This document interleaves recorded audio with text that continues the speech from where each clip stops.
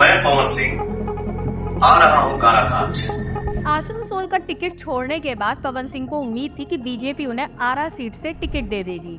उनकी चाहत उत्तर प्रदेश या बिहार की किसी भोजपुरी भाषी सीट से चुनाव लड़ने की थी, लेकिन बीजेपी ने उन्हें कहीं से भी टिकट नहीं दिया।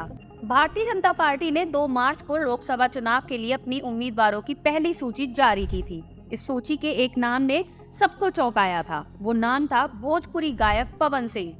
उन्हें पश्चिम बंगाल के आसनसोल सीट से उम्मीदवार बनाया गया था, लेकिन अगले ही दिन पवन सिंह ने चुनाव न लड़ने का ऐलान कर दिया। बीजेपी ने उनकी इच्छा का सम्मान किया। इसके बाद उन्होंने कहा कि उनकी मां चाहती है कि वो चुनाव लड़ें। मां की इच्छा कहें या चुनाव लड़ने की जिद। पवन सिंह बिहार के रोहतास जिले के काराकाट सीट से चुनाव मैदान में हैं। वहां उनका मुकाबला बीजेपी के सहयोगी उपेंद्र कुशवाहा से है। काराकाट में लोकसभा चुनाव के अंतिम चरण में 1 जून को मतदान होना है। बीजेपी ने पवन सिंह को पार्टी से निकाला। पवन सिंह ने बिहार के काराकाट लोकसभा सीट से निर्दलीय चुनाव लड़ रहे हैं। वहां से एनडीए की ओर से पूर्व केंद्रीय मंत्री उपेंद्र कुशवाहा उम्मीदवार हैं। वहीं इंडिया गठबंधन में ये सीट CPI-MN के खाते में गई है। वहां से भाकपा माले के राजा राम सिंह चुनाव मैदान में हैं। बीजेपी का सदस्य होने के बाद भी एनडीए उम्मीदवार के खिलाफ चुनाव की वजह से पवन सिंह को पार्टी से निलंबित कर दिया गया है।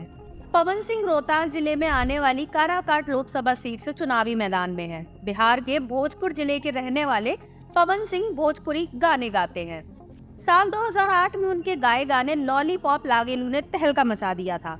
बिहार के संस्कृत शिक्षा बोर्ड से माध्यमिक की पढ़ाई करने वाले पवन सिंह भोजपुरी फिल्म इंडस्ट्री के सुपरस्टार हैं। उनके स्टारडम को देखते हुए ही बीजेपी ने उनसे तेलंगाना के विधानसभा चुनाव में प्रचार कराया था। कहां से चुनाव लड़ना चाहते थे पवन सिंह? पवन सिंह ने 2014 में बीजेपी की सदस्यता ली थी। उन्हें पार्टी महासचिव अरुण सिंह ने बिहार बीजेपी की सदस्यता दिलाई थी। बीजेपी में शामिल होने के 10 साल बाद पवन सिंह को 2024 का लोकसभा चुनाव लड़ने का मौका मिला, लेकिन आसनसोल से टिकट मिलने के बाद ही पवन सिंह का विरोध शुरू हो गया। पवन सिंह ने भोजपुरी गानों में बंगाली लड़कियों को लेकर किए कमेंट के आधार पर पवन सिंह का तृणमूल कांग्रेस ने विरोध करना शुरू कर दिया। टिकट की घोषणा के अगले ही दिन पवन ने आसनसोल से चुनाव लड़ने में असमर्थता जता दी। दरअसल बीजेपी ने आसनसोल की कोयले की खदानों में काम करने आए पुरवियों की संख्या को देखते हुए पवन सिंह को उम्मीदवार बनाया था। साल 2019 के चुनाव में इस सीट से बीजेपी के बाबुल सुप्रियो जीते थे। बॉलीवुड गायक बाबुल ने पार्टी से मतभेद के बाद संसद की सदस्यता और बीजेपी से इस्तीफा दे दिया था। उनके इस्तीफे के बाद हुए उपचुनाव में सीट पर टीएमसी के शत्रुघ्न सिन्हा ने जीत दर्ज करी थी। आसनसोल का टिकट छोड़ने के बाद पवन सिंह को उम्मीद थी कि बीजेपी उन्हें आरा सीट से टिकट दे देगी, लेकिन उनकी चाहत उत्तर प्रदेश या बिहार के किसी भोजपुरी भाषी सीट से चुनाव लड़ने की थी, लेकिन बीजेपी ने उन्हें कहीं से भी टिकट नहीं दिया। इसके बाद पवन सिंह ने काराकाट से चुनाव लड़ने का ऐलान किया।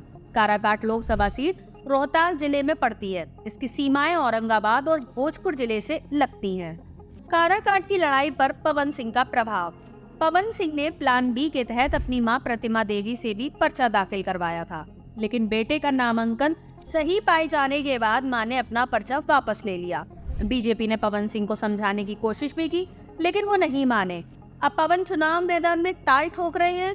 वहां उनका मुकाबला एनडीए में शामिल राष्ट्रीय लोक मोर्चा के प्रमुख उपेंद्र कुशवाहा से है। वहीं भाकपा माले के राजा राम सिंह इंडिया गठबंधन की ओर से चुनावी मैदान में हैं। पवन काराकाट की लड़ाई को त्रिकोणीय बना रहे हैं। पवन सिंह के आने से राजपूत वोटों और युवाओं के वोट में बंटवारा होने की उम्मीद है, क्योंकि युवाओं में पवन का जादू सिर चढ़कर बोलता है। इसका नुकसान कुशवाहा को उठाना भी पड़ सकता है। Bureau report, 1 minute news. अब घिसी पिटी खबरें नहीं, देखिए बेहतरीन presentation, high quality informative graphics, more knowledge, सरल और आसान भाषा में सिर्फ 1 मिनट में।